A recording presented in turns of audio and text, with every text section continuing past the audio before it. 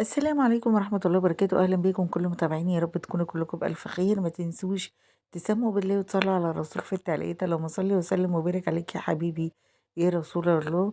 معانا النهاردة أحلى وأسرع تتبيلة للفراخ. سلفتي اتصلت بيا قالت لي بقول لك إيه، احنا جايين النهاردة نتغدوا عندك.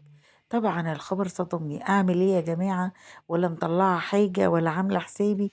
جريت على التلاجة لقيت فيها فراخ، قلت يلا روحي على طول طلعيها واعملي أسرع تتبيلة. شايفين لحمها تحفة ازاي؟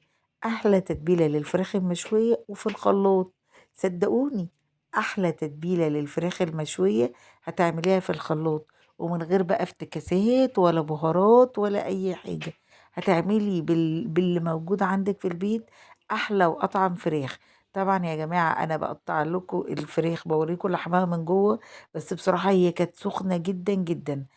أنا بصراحة عشان العزومة اللي عندي قطعت كده بطاطس وفلفل وحطيتهم تحت الفراخ، لكن انتي ممكن تستغني عن النقطة دي خالص. لكن أنا كان عندي عزومة وكان لازم أتصرف وأتصرف بسرعة. يلا بينا على طول.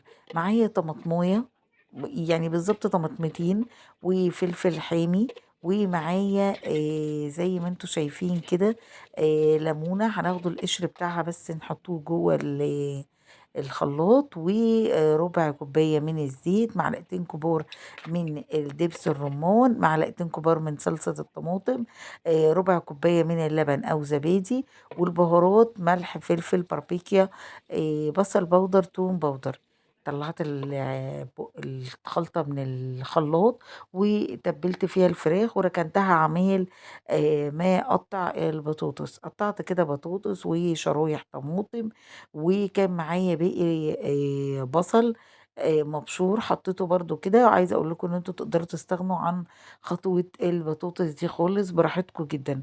وحطيتها طبعا، ركنت الفراخ كده ايه لحد ما اخلص تقطيع البطاطس والطماطم. دي باقي التتبيلة اللي انا حطاها في الفراخ، احلى تتبيلة في الخلاط ممكن تستخدميها.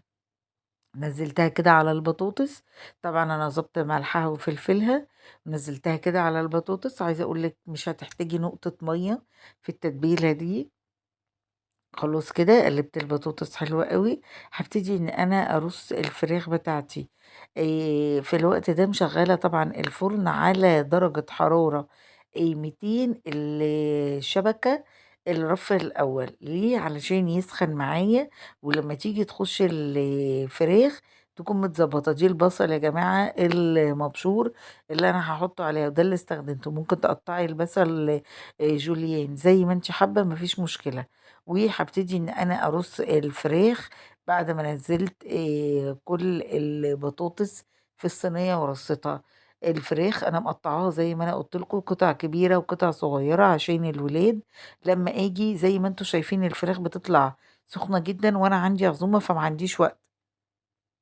فكان لازم إني أنا أحطها كده متقطعة عشان لما ييجوا الضيوف بتوعي تكون كل حاجة جاهزة.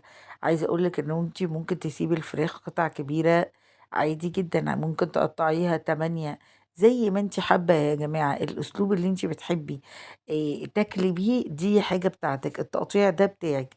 لكن يا جماعة والله لو جربتوا التتبيلة اللي في الخلاط دي بجد تتبيلة سحرية. حطيت كده قرن فلفل كده مشطشط بعد ما رصيت الفراخ بتاعتي، وهابتدي أعمل إيه، أقفلها بورق زبدة وورق اللي هو ألمونيا، وأدخلها بقى في الفرن. خدت معايا ساعة وربع وطلعت بالشكل التحفة ده.